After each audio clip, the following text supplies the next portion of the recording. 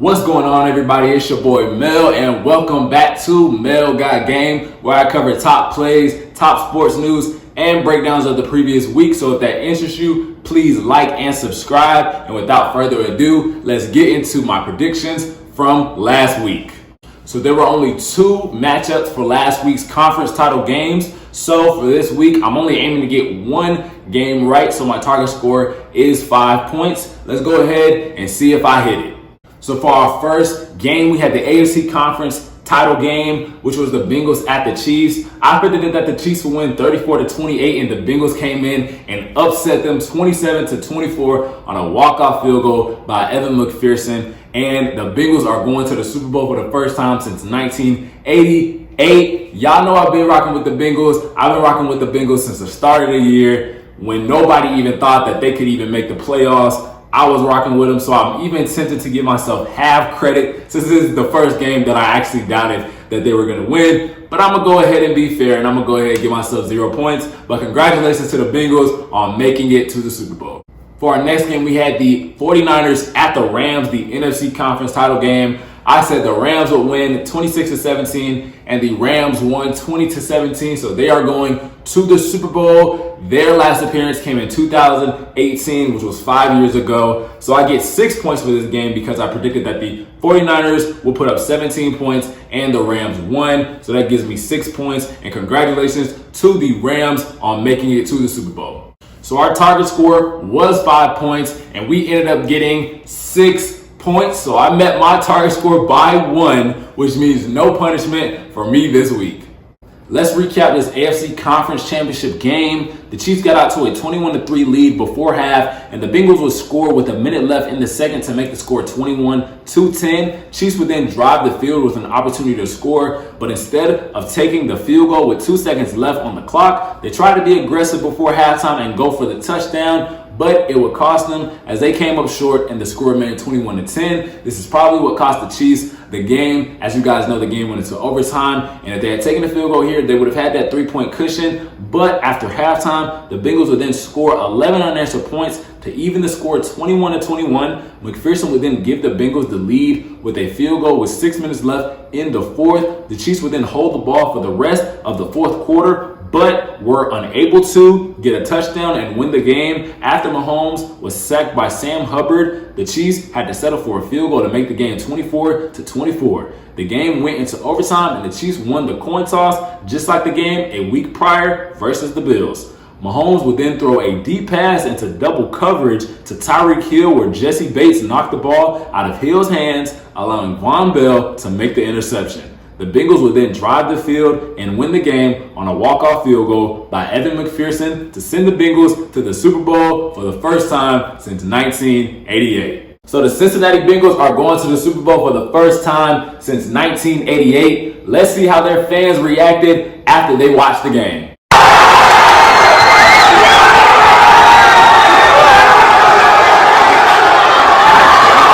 Bro, Cincinnati is lit. Y'all saw bro doing the gritty on top of the countertop, man. Man, Cincinnati, go ahead and celebrate. It's been a long time coming, and you guys earned it. Let's recap the NFC Conference Championship game. The first score came with about 9 minutes left in the second as the Rams scored with Matthew Stafford to Cooper Kupp, giving the Rams a 7-0 lead. 49ers would then strike back with a 45-yard wide receiver screen to Deebo Samuel. They ended in a touchdown, tying the game at 7-7. 49ers would then score a field goal to give them the lead before half, making the score 10-7. 49ers would then score again with the Garoppolo to George Kittle, making the score 17-17, giving them a 10-point lead with about 2 minutes left in the third. Rams would then score with about 2 minutes into the fourth as Cooper Kupp hauled in his second touchdown of the day, making the score 17-14. Matt Gay would then kick a 40-yard field goal to tie the game for the Rams, 17-17. He would then give the Rams the lead with about 1 minute 46 seconds left in the fourth, and the 49ers would then need to try and win or tie the game, but their drive was cut short as Garoppolo was under pressure and forced a throw that linebacker Trayvon Howard was able to intercept, ending the 49ers season and sending the Rams to the Super Bowl for their second time in 5 years. Let's go ahead and get into some of the news for this week.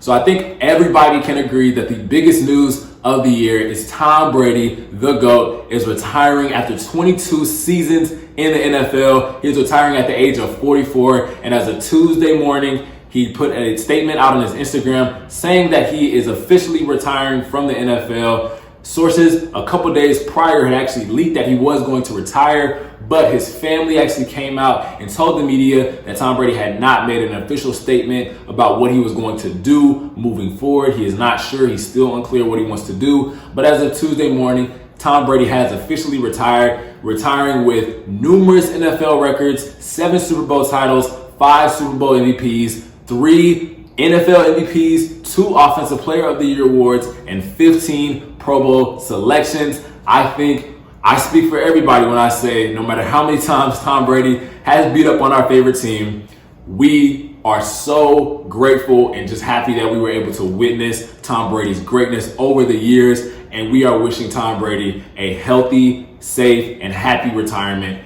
as he goes along. Some new head coaching news has emerged as Kevin O'Connell, offensive coordinator for the Los Angeles Rams, is expected to be hired by the Minnesota Vikings per Tom Pelissero and Ian Rappaport. The deal cannot be finalized until after the Super Bowl is played, which is a little over a week from now. The Minnesota Vikings are just one team out of multiple that have head coaching vacancies. So we'll see which teams narrow down their head coaching candidates as they continue the interviewing process.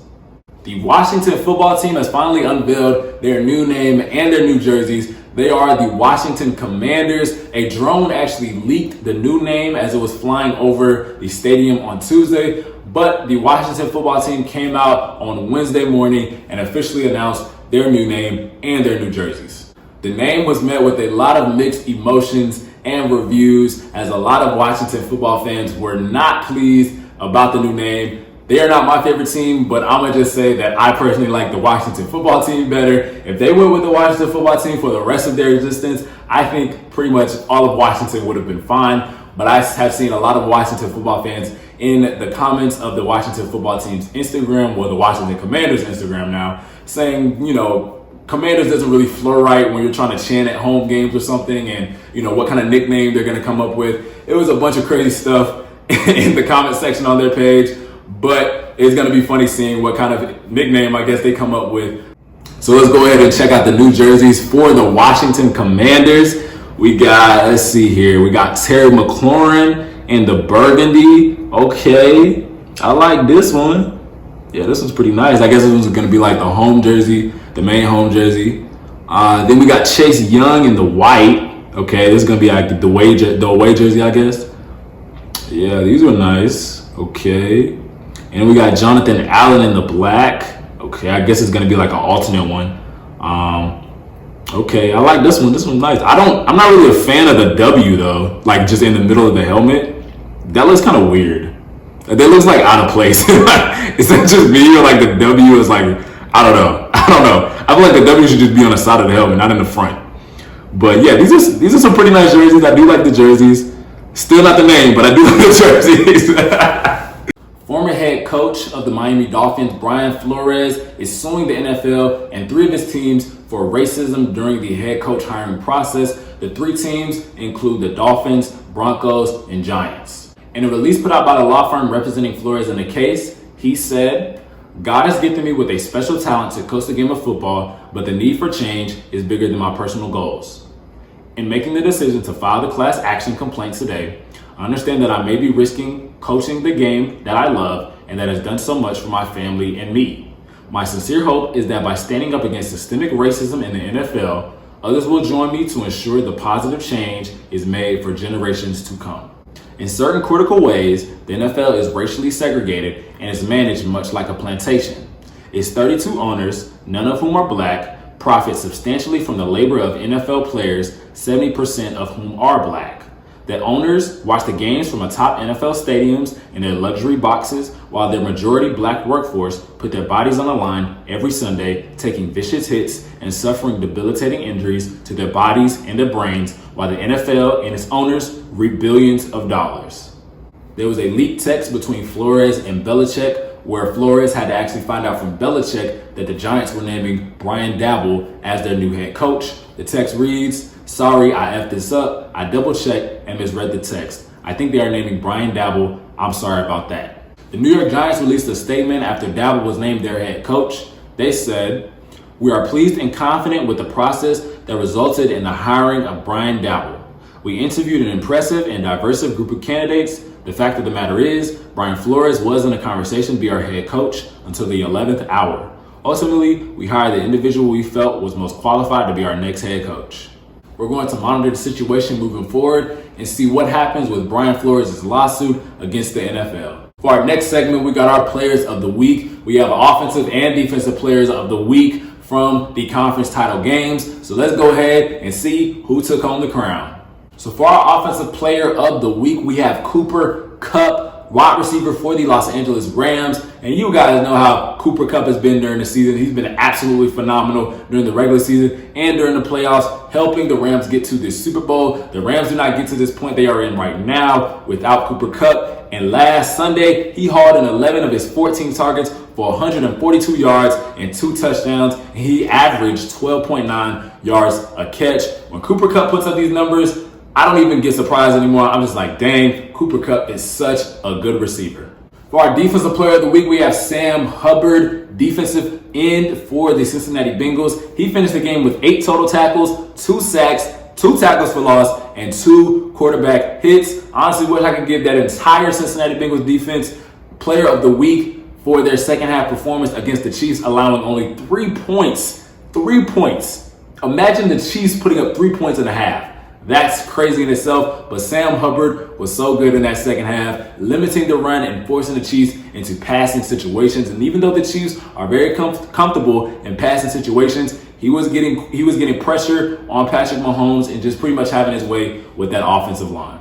For our next segment, we got our top plays of the week. I put my top 3 plays in order of the ones I like the most, but as always, you guys can let me know which ones you like the most in the comments. For our number 3 play, we have Patrick Mahomes dropping back for the screen and is intercepted by B.J. Hill. You gotta love when the big boys down low make picks, man. I'm telling you, they be having better hands than some of these DBs out here. Look at them. Ooh, man, if only you would have took it to the house. For our number 2 play, we have Patrick Mahomes dropping back to pass. And it's intercepted by Von Bell. Von Bell tries to make something shake, but he is tackled at the 45-yard line. This was arguably the play of the game, the turning point of this game, which allowed the Bengals to go ahead and get into field goal range and win the game. Let's go ahead and see how the play was actually made. Jesse Bates gets one hand in there to make sure Tyreek Hill does not catch that ball. For our number 1 play, this play is actually made by Aaron Donald. He gets pressure on Jimmy Garoppolo. Garoppolo wants to avoid a 4th down. He throws it, and it's picked by Traven Howard, sending the Rams to the Super Bowl for the 2nd time in 5 years. So as far as my Super Bowl predictions, I'm actually going to save that for next week's episode. I have some thoughts of who I think is going to win the Super Bowl, but I kind of want to take the week to analyze and see who has the best chance at winning the Super Bowl. But I will say this is going to be a great Super Bowl. And if I would have showed you 5 years ago or 10 years ago that the Bengals and the Rams were going to be playing in Super Bowl 56, you probably would have looked at me crazy. And I probably would have looked at myself crazy too. But I just can't believe these 2 teams are going to be going at it in Super Bowl 56. And it's going to be a great Super Bowl. And you guys can let me know down in the comments of who you think is going to win. So yeah, guys, that's all the time I have for today. If you like this video, please click like. If you haven't subscribed yet and you like my content, please go ahead and subscribe as well. I upload weekly content for you guys to enjoy. And I hope you guys have a safe and healthy weekend. And I'll see you next week on Mel Got Game.